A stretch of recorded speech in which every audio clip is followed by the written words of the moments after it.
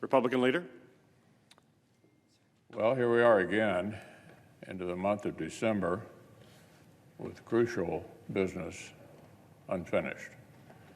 Republicans spent months urging the Democratic majority not to neglect this year's National Defense Authorization Act, not to leave our armed forces to the last minute. 5 months ago, I called on our colleagues to process the defense bill as soon as possible.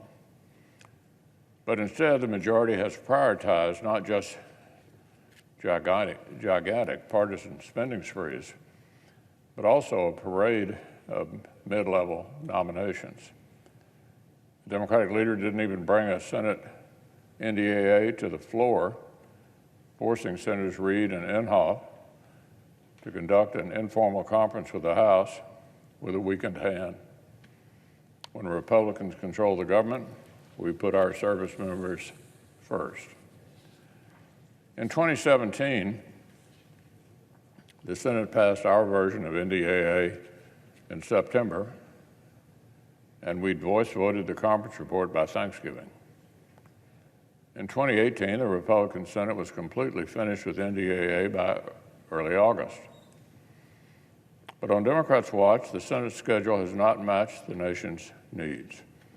We've spent time on less important matters while both the authorization and funding for our service members have languished until the 11th hour. Even now, House and Senate Democrats are still obstructing efforts to close out the NDAA by trying to jam in unrelated items with no relationship whatsoever to defense. We're talking about a grab bag of miscellaneous pet priorities, like making our financial system more sympathetic to illegal drugs, or the phony partisan permitting reform in name-only language that's already failed to pass the Senate earlier this year. If Democrats wanted these controversial items so badly, they had 2 years to move them across the floor. Heck, they could have scheduled those matters for votes this week.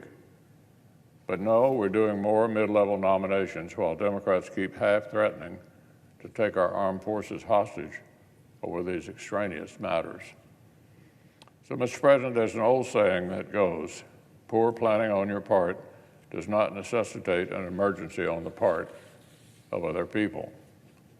The Democrats' failure to plan ahead for unrelated liberal pet priorities should not be creating uncertainty and confusion for the brave service members who keep us safe. My colleagues across the aisle need to cut their unrelated hostage-taking and put a bipartisan NDAA on the floor.